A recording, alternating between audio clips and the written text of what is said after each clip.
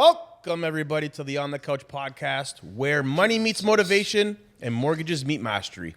We're diving deep into the stories, strategies, and the secrets that are fueling the wave of success in the business and beyond. Whether you're here to level up your finance game, unlock your potential, or just get inspired, you're in the right place. If you're loving the vibe, don't forget to like, share, and comment below. Spread the word, tag a friend who needs this, and let us know what topics you want us to tackle next. Hit that subscribe button and turn on the notifications so you never miss a game-changing episode. Let's turn up the volume, break the mold, set yourself free. I am Johnny Supa, and I'm here with Danny Cardozo. welcome. Gentlemen, you know what I was watching? Johnny, you have a Psycho Bunny top on. I do. So recently It's crazy. I'm going to Yes, stop tell you me. there. Like, we were on the train, and, like, people are just like, whoa, Cycle Bunny. the It's just marketing is come on, man. Like, incredible. The marketing is listen, but I will say one thing. I bought 2 swim trunks because I just recently, went to Florida. I got 2 swim trunks, and they are the best quality. I bought a ever. pair, and they're really good. They're too. really good. Yeah. But did you see the little added features that they give you? They give you a little flotation I saw that, segment, yeah. and they give you a water-sealed Yeah. pouch Yeah. for free. Now, do you think, or basically, I think, marketing genius behind the brand, but the quality is right there competing with Hugo Boss? Yeah, absolutely. I love the brand. A couple of years ago, when I walked into the Eaton Center, I had some family here from Australia, and I went in and I bought a T-shirt for myself, my nephew, and my son. And I got heckled because the Cycle Bunny looks like a skull, right? But it does. Yeah, and then somebody made a comment to me like, "Oh my God, you're gonna let your son wear that?" I'm like, "Yeah, absolutely, to school, to anywhere. Like, it's just a brand." But yeah, Cycle Bunny's come a long way. They have great stuff. It depends on where it's made. I can't remember which one it is, but yeah, I like their clothes. And I don't have any swim shorts. I only have T-shirts and golf shirts. I don't have any pants. The quality is amazing. It is. Now, of course, people are going to say, well, wait a second. That T-shirt must have cost you about $100. Yeah. So, do you feel that the quality is there to justify the price? So Me, so far, yes. yeah, With my experience. It's one of my favorite brands. my wife won't let something be hanging around for a while. She'll wash it constantly. This shirt's been washed probably 20 times already. But here's the thing. Like, I spent a lot of years wearing suits. And I went to Moore's, and I bought a suit, and it cost me $300, and it lasted me a month, 2 months. So throughout the year, I probably bought 5 or 7 suits. And then, as Nuna would say, "Facimi kunti." Then I go buy a Xenia suit, or I buy a Hugo Boss suit. That cost me $2,000. That thing I wore for years with no wear, no tear, no nothing. So there's a big difference in quality. That was my grandmother's motto. I always used to feel guilty when she used to buy me Hugo Boss. And I said, no, it's so expensive. She says, no, when you buy the quality, Yep. it lasts a lot longer Yep. than you go in a Walmart buying a T-shirt and it lasts 2 washes. My mom's been like that too. She would go to like these boutique stores to buy clothes for herself, but the shirt was like $200. I'm like, holy, like back then too. I was like, holy shit, that's expensive, right? But I bring it to a dry cleaner, though. a lot of my stuff goes to dry cleanings, even my jeans sometimes. Exactly. Danny, do you do the same with your clothes, like your brand name stuff? Bring it to dry cleaners and stuff? Like at least your yes Hugo and Boss. No. Yes and no. I don't bring not everything. No. But for me, it's been habit because in the car industry, I always had like the blazer, the shirts, and the trousers. I would bring them to the dry cleaner, so it just became habit. Actually, Louis Rocco got me into that whole like bring your T-shirts and bring your jeans and bring everything. He just dropped it off, dude. It's $4 No, it's more than that. for a T-shirt. I think so. No, I don't know where you get your stuff done. $8 I pay. That's a lot. Is it? Yeah. Yeah. I think it went up in price. When was the last time you actually went to a dry cleaner? Last week. Oh, okay. Yeah. But my dry cleaning bills are like maybe once a month, $60, $70. But I don't go dry clean the shirt all the time. Like I'll bring it every couple of months just to give it a fresh rehaul, like a nice fresh press, and But for the most part, it's going in the washing machine, hang to dry. Washing machine, Like hand wife's- tumble or whatever it's called. right? My wife does a good job in yeah, hanging up to dry my clothes. hang to dry. The hand washable. The only things that go in the dryer are underwear, socks, and towels. That's it, and linens. Everything else is hang to dry. Between me and my daughter's kids' clothes, but for the most part, it's. So there's a reason why I brought this up. I brought this up because market trends now are showing that people are willing to spend the money now on good quality products. And that's why when I saw that you were wearing Cycle Bunny, I'm like, these guys are marketing, like their marketing is impeccable. And their attention to detail is amazing. Even, guys, did you see how they package it? They put it in that little tin, what is it? Like, they wrap it. Did you see how they wrap your Cycle Bunny stuff? Did you buy it online? No, in store. In the store? They wrap it nice. They No, put I a haven't. bow around it, all that good stuff. I haven't been in a while. My wife goes and does It's my excellent. shopping. Such a good experience. You Is feel it? special. Oh, It's that's very, very good. nice. So, guys, let me ask you something. The elephant in the room, I got to go right to this question. Inflation has dropped to 1.8. Now, a lot of people don't understand what that means. In the mortgage world, what does 1.8 inflation mean? So the BOC would like inflation to be at 2%. That's the normal inflation of growth in Canada. When we are below the 2%, they're saying our economy is moving very well. Things feel cheaper out there than more expensive out there. Usually that should relate to a possible rate cut. It's got to. So inflation is what I think it's correlated against borrowing. The cost of borrowing versus the cost of inflation. So what? So the cost of something, what's increasing, and then what's the cost of borrowing at, and that's that correlation there. So it depends on word. So you guys are saying Inflation- 1.8 is not good. 1.8 is No, great. 1.8 is great for our economy, right? It should push rates to lower. To come down, But you prefer 2.0. No, the government just they just say laid- 2.0 is the benchmark. Yeah. Yeah. If we can go lower, better. Yeah. Okay. So do you think 1.8 is the floor? Do you think we've hit the floor, 1.8? I think we're at a good spot right now. I think I think a lot of things have slowed down. I agree. I think things were moving at a very fast pace. They say 1.8 and I still don't see it, man. Like, yes, In things regards are- to what? Things have gotten cheaper, but no, things are man, dead. I mean, things are still too expensive. But can I ask They what are- has gotten cheaper? I don't see Not the anything. cheaper. It's the volume.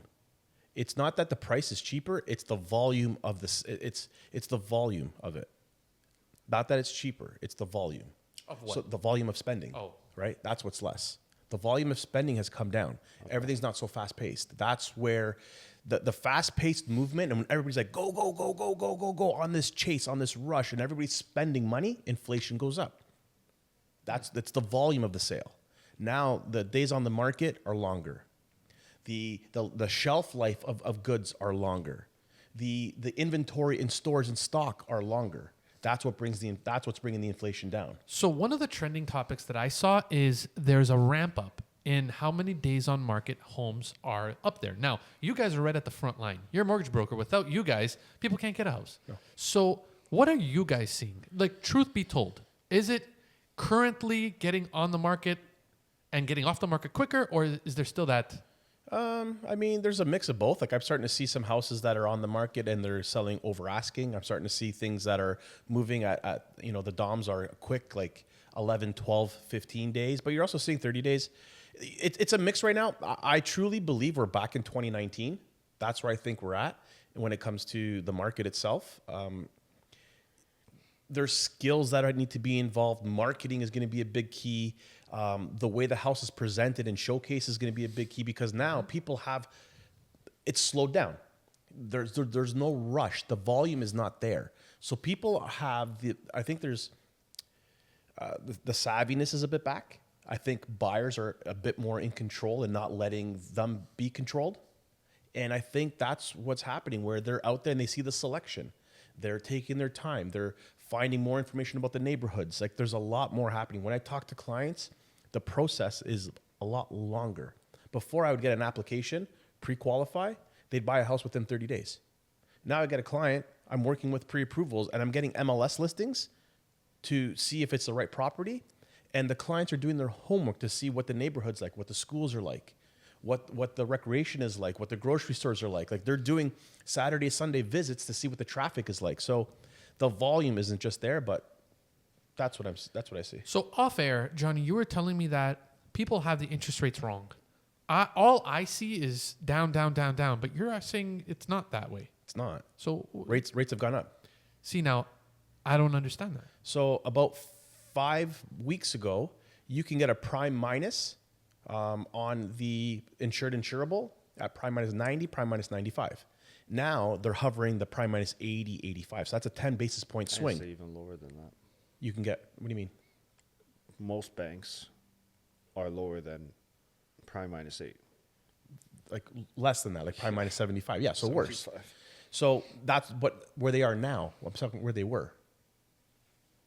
Where they were at prime minus 90, prime minus 85. And then as we're anticipating these rate hikes, banks are adjusting accordingly. Their discounted rate is not now at prime minus 90, it's prime minus 75, prime minus 65. Scotiabank last week was prime minus 55 for a conventional mortgage. Is that good or bad? It's okay. It's okay. But now they're at prime minus 45. They reduced 10 basis points. Why?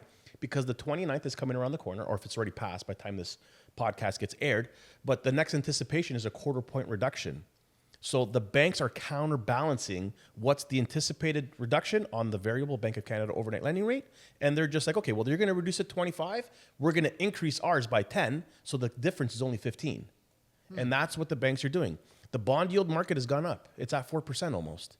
So that increase. Is that good or bad? It's not that great, but it's okay. So what has to happen in order for that to go down? Investors got to put more money back into the market. They're pulling their money out. So when the investors start taking their money out of the market, the bond yields go up, things get more expensive. So they got to dump more money into the market. Okay, so as mortgage brokers, what would your suggestion be on that? How can people reinvest into this economy, right? That's what Yeah, you're so saying? I think for me, I think a lot of it has to do with faith, and it has to do with projections of what they anticipate to happen in the market. But these guys are savvy, these big time guys that are buying money, they know what's happening. They see market trends. But when we sit and talk to our CEO of DLC, and he's talking about us having the best book of business over the next 3 years, there's something that they're seeing. These guys they're on the stock exchange. They're seeing something. I just don't see it at the moment. I just think the banks are being savvy. There's going to be a lot of cross shopping that's happening between lenders. And a lot of our job now is not going to be order takers. Like back 2 years ago, you were taking orders and you were closing deals.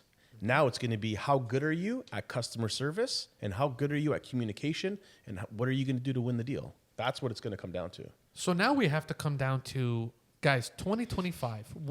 Did you see what TD is about to sell off $9 billion of mortgages so that it can meet asset cap right now? So what does that all mean, what you just said?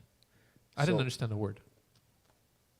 Pretty much is instead of them going to lower rates to attract more mortgages, they're not going to be competitive for a little while. So which is why the broker side thinks that they're going to excel on our business because that's going to push people to us.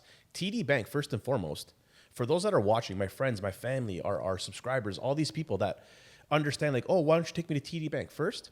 TD Bank's prime rate is 15 basis points higher than everybody else's. Yep. Like, and I don't think people don't understand that. Like, you go to TD Bank. But why? Yeah, why? Do you know why? No, I don't. Yeah, I know why. Tell To me. increase penalties. So when That's you all it is. That's the only reason why they do it, because they'll match anybody's rate. But the benchmark rate at the Right. time, the prime rate is 15 basis points higher than anybody else. So they get that much more on a penalty. if you want to break, That's all it's for. and it scares you to leave. That's fucking tide selling, man. I'm sorry. Where I come from, that's a tide sale. So No, that's their way around it. I've never been a fan of TD Bank myself. I'm not against them, but they've been great for a lot of people. But they're based like if you come to me and say, Johnny, I want prime minus 90. TD Bank's offering prime minus 90 basis points. Yes, but their prime is 15 basis points higher. So technically, it's prime minus 75. If I get you prime minus 75 at Scotia, your payment's the exact same thing. So why would you go there? So And your penalty would be less to break. where were you guys when the U.S. had the housing market collapse? What were you guys doing in life? In 2008, Was it 2008?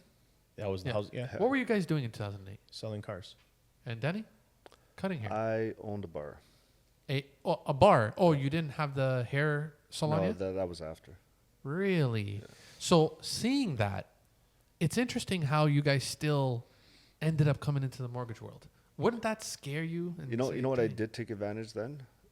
Our dollar was very close to par, if not better. You buy American dollars. And by American dollars, I went to go buy a car in the States because it was like a quarter of the price that it was if you're Yeah. buying it here. Like, You gotta be savvy. For the people who had income, money to spend at Yeah, the time. Yeah, but for the so I just got into the car business in 2008, and at the time, people were like, "You're crazy. You're going to get into sales. The economy sucks." I said, "Well, if I can make it in this economy, I can imagine what happens when the economy is good. I'll be a rock star." And that's exactly what happened. I excelled.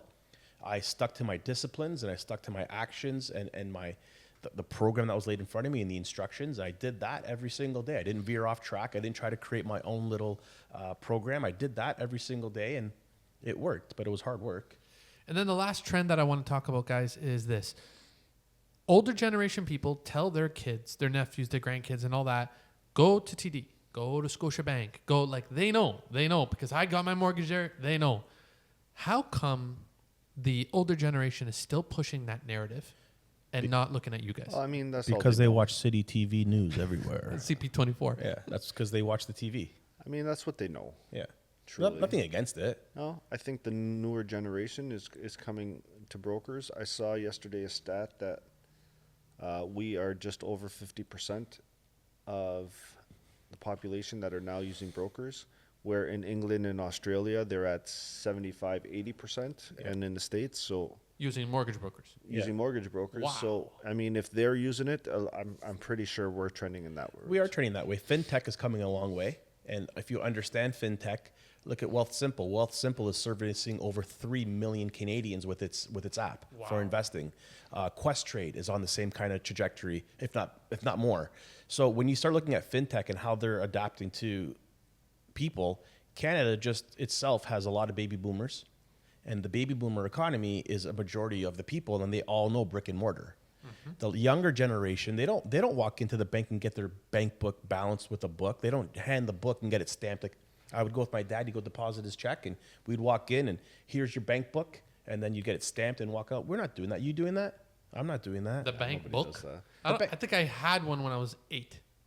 But that's what that generation knows. Does that still exist? Yeah, the my- bank book? I think My dad doesn't I think go they've online now and check. changed it. I was talking to a teller that they're trying to veer away from that now. But there's that old generation that still wants it. Oh yeah, like if I got to go do something at the bank and stand in line, you don't see anybody under the age of 35 standing in line. You know- I never. It's been very. You see all.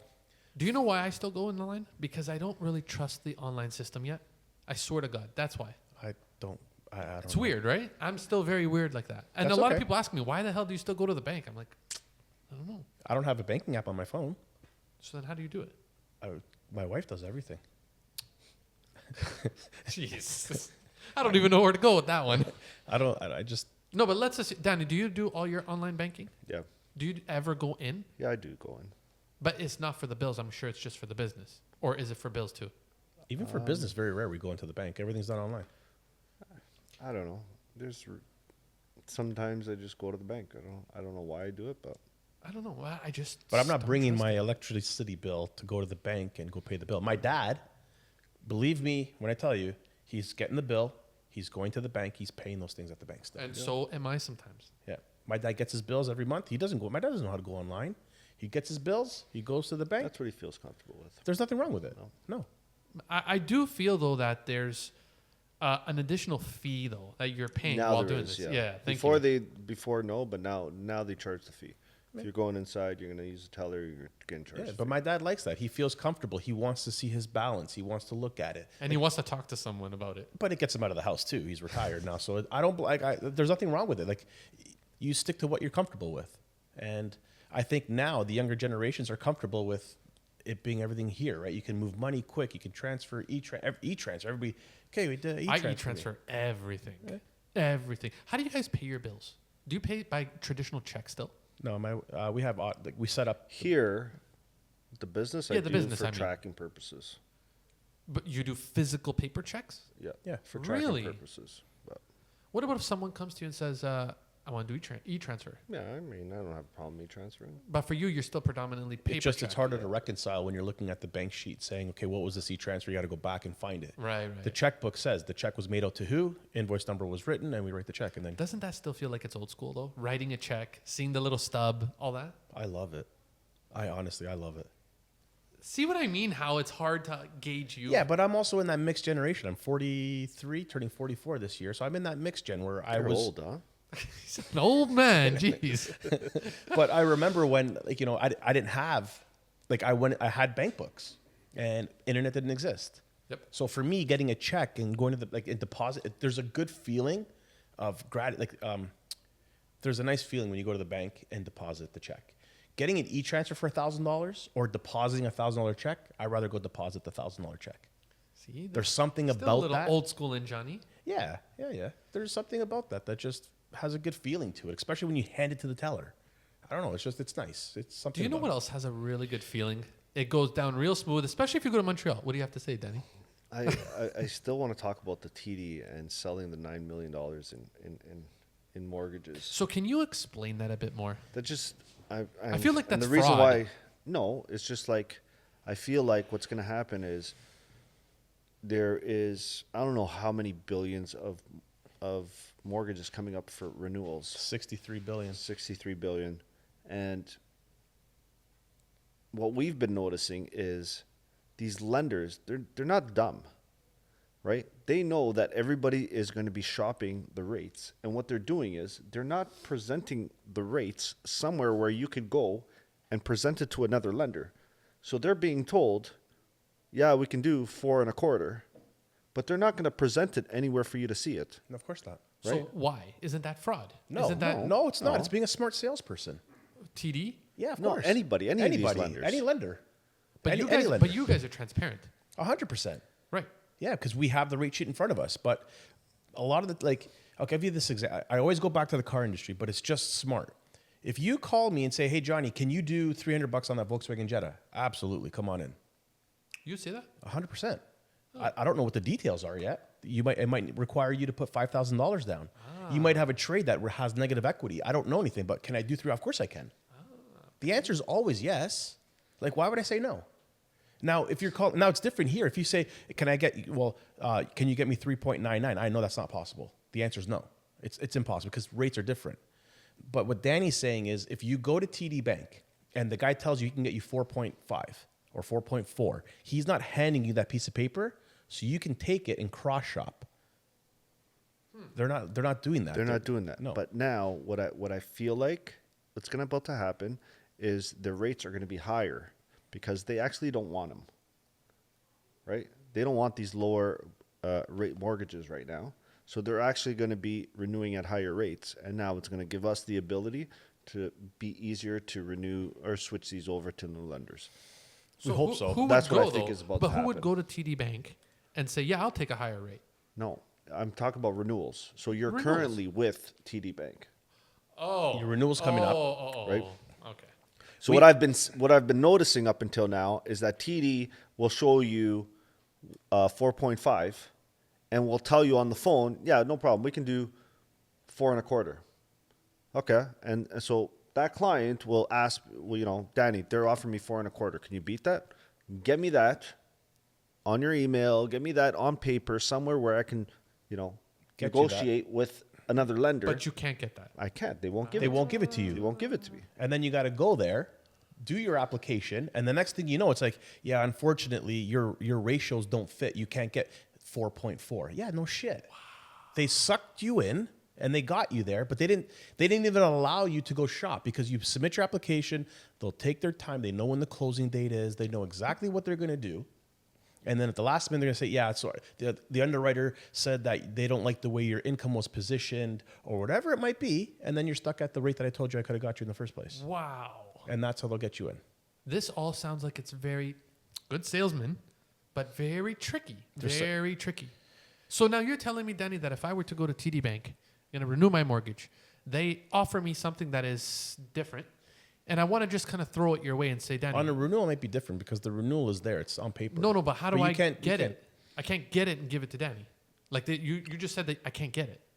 Yeah, so they're presenting it on the app, which does not present their address next to the rate. So that's one of the biggest issues. They won't right? put the client's name or address on it. So here it is. This is what we're giving you. Yeah. Hit accept, or if you call them on the phone and you want better, which you should be doing They're recording. as a client, right? They'll give you better. Can't you record that phone call and then I give it to you? You could, technically. So here's the thing. I want people to understand this because Danny brought up a good point. They'll send you the renewal. It'll say, here are your renewal rates. It will not say your name and it will not say your address. So you can screenshot that and the other bank will say, yeah, great, but it doesn't show your client's name. They don't have a commitment. There's no commitment or a letter of intent that says that they are prepared to offer you that rate. It's just what's posted. If I were to go to Volkswagen and you say to me, you can give me this Jetta for this price. Yeah. Will you give me that quote? No. So it's very similar to the car. 100%, because now you're going to go to every other Volkswagen and say, Johnny at this Volkswagen store said he can do $300 a month. I just shot myself in the foot. Ah, gotcha. Well, like that's just, I lose business. Like you can offer them the deal, but it has to be there right then and there. Yeah, so that's why we tell our agents a lot of the times when value exceeds price, people will buy. When value exceeds price, People will buy. Yeah. If I'm 305 and he's 300, but I get provided better value, I'll spend the extra. You'll spend the extra $5. So you're basically telling me that there's a little bit of a trick. So Danny, you're saying 9 million? And it's not a trick. It's No. So it's what I'm protecting. saying, this is how they were operating. But now what I'm saying is, now that they've released this, we will probably be able to easily beat TD's renewal rates coming up because they're willing to drop them. Guys, let's talk the mouth-warming, soul-filling, exciting aspect of the show that I like to call Johnny's favorite Montreal time. Tequila time. Yeah. Tequila time. Who's doing the gracious introduction of this? Sure. So we have a bottle of Siempre Tequila Plata, 40% alcohol. And we got this bottle here is a award-winning 100% agave tequila that's handcrafted in small batches. Crystal clear in appearance, complex aromas, and flavors with spice, herb, pepper, sea salt, and citrus with candied floral notes and hints of caramel and sweet fruit. Exceptionally smooth, naturally sweet, and made for sipping.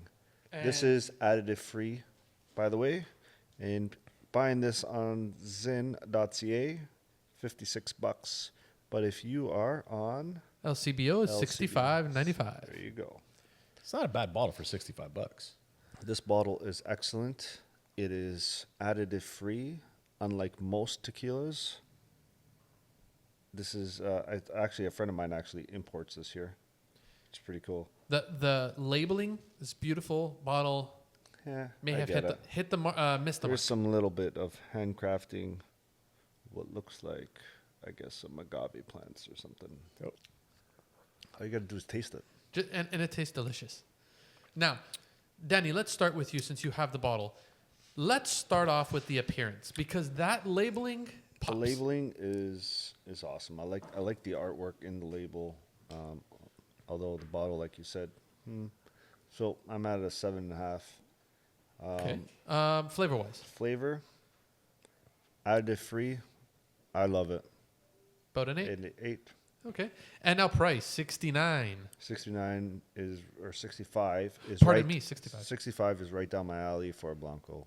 So I'm at 8.5. So overall, 8.5. Okay. Johnny, Yes, sir. do you want to hold that bottle? Yeah, sure. I can't reach it. All right, so the bottle itself, I do like the bottle because it reminds me of the Prohibition, I guess. Does it really? Does it? Yeah, short, stubby bottle. Yeah, it reminds me. I guess maybe it could be. Is it 1 liter or is it 750? No, that's a 750. Yeah, 750. All right, so let's talk appearance. The appearance is nice. Like it looks like I like the design, I like the colorness of it. I mean, it's nice. I like the way they write tequila. It's a nice bottle. What are you sitting at? I'll give it an 8. Okay. It's nice. Flavor-wise. Oh wow. Yeah, it's really good. Is it? Yeah, I enjoy this. I've had it multiple times. Again this morning. Very similar to the one before, no? Very similar. So what do you think about the flavor? The flavor is definitely an 8 out of 10. I like it as a sipping tequila. I like Danny said, there's no additives.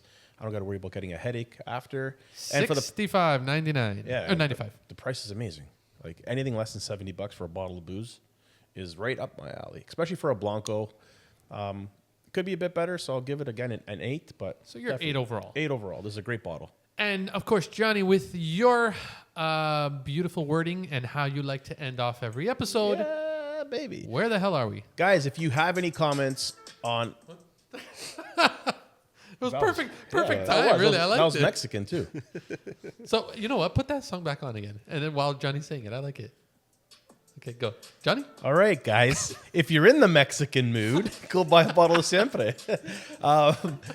If you like what we're talking about, if you have any comments or any controversy, you want to challenge what we're saying, or maybe we're not right about something, let us know. Comment down below. If you do like the show, share the show so we can grow. You can find us on our all streaming platforms: Spotify, YouTube, Instagram, TikTok, on the podcast, on the Couch Podcast 23. You can find me, Johnny Supa, always at Your Nesta Financial. And Danny, Mortgages by Danny C. till next time, take care and... See you later. Yeah.